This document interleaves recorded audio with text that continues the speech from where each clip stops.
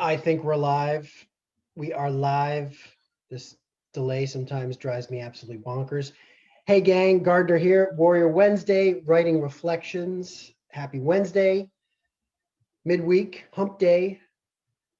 Today's discussion. Today's discussion is about being worthy. Self-worth, being worthy of in any given situation. So, as we know, writing reflections now is my little share, just insights into what I've learned on this journey of writing my book, Conscious Warrior, going all in with love, and things that I've learned not only from the process, but also what I've learned about myself and reconnecting to elements of myself from the past that either I forgot, I chose to forget, or just really was blessed to revisit again. And today, I want to discuss being worthy. I feel like instinctively many of us, we attach success, we attach purpose, we attach, am I showing up in this world? Am I worthy? What is my self-worth? Am I holding myself in a state of being worthy of whatever is coming in at us? And this journey has really showed me that for most of my life, I think, honestly, I never quite felt worthy of what was happening in any given situation. I mean, there were times where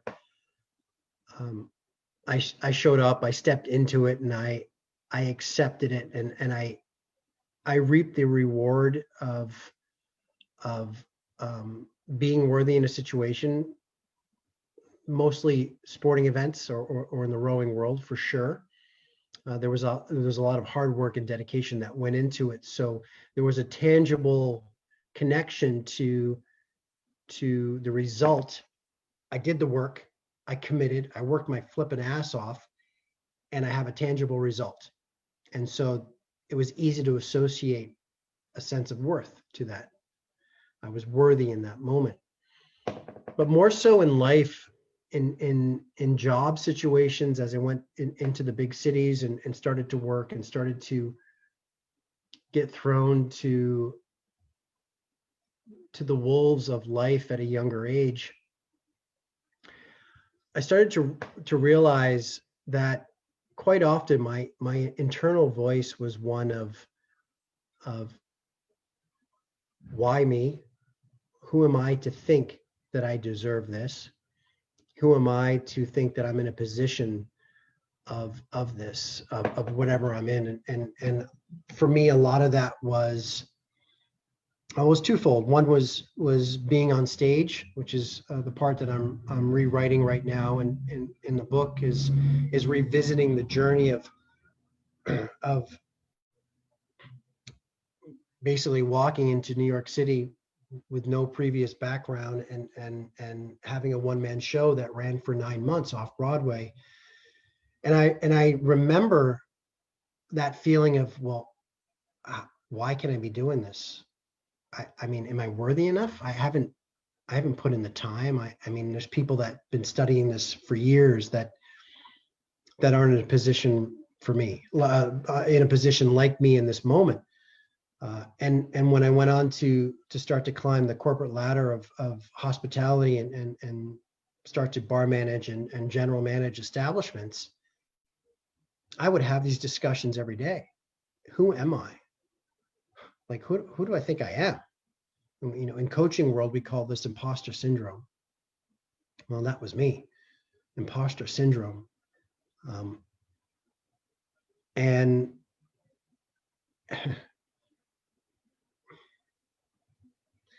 yeah, like I feel that a lot of my life has gone by with more so of that undercurrent of I don't deserve this. And I think ultimately that's why certain things didn't work out, that I didn't achieve certain things, that I wasn't happy, that there was a misalignment or lack of,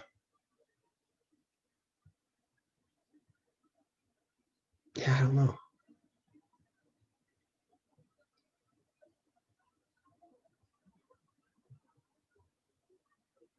I stumped myself there. I don't know.